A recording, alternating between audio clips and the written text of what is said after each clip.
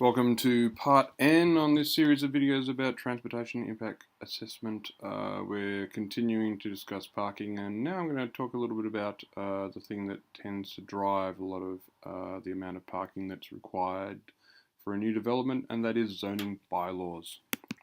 So these are laws set often at the local level by city government. In Victoria in Australia, it's set by state government legislation, but fundamentally it's something that means that when you build a new development, you are required to provide a certain amount of space for a certain number of units that you're providing per unit, or in this case here, our example from Bathurst Street.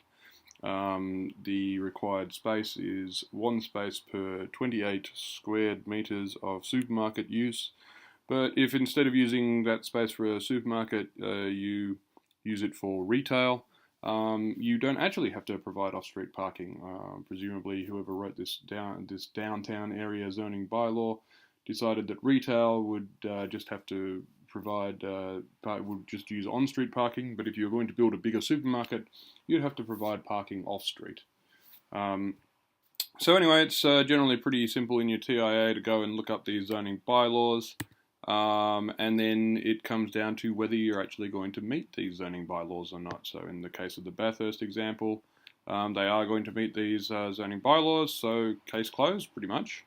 You can see there's all these whole load of different bylaw rates by various different types of land use. It gets very, very detailed. Here's an example from the planning schemes of the state of Victoria in Australia.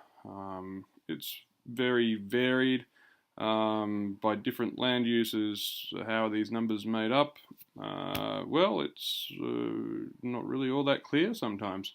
Here's some more. Dwellings in the state of Victoria need one for every 2 bedrooms.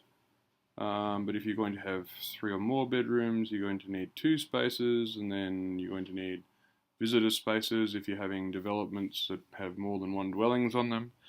Here's another good one. Squash courts need 3 spaces, whereas tennis courts need 4.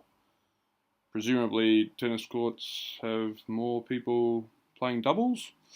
Again, these things all seem a little bit arbitrary, but they are often part of the law, and so you need to either abide by them or have some sort of reason that you can get an exception.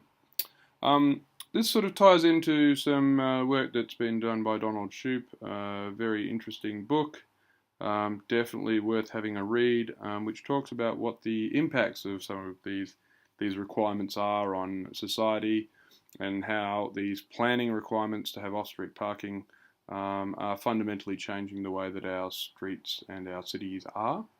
I'll just point you in the direction of a video now, which will be next in the playlist, of Donald himself talking about some of these things.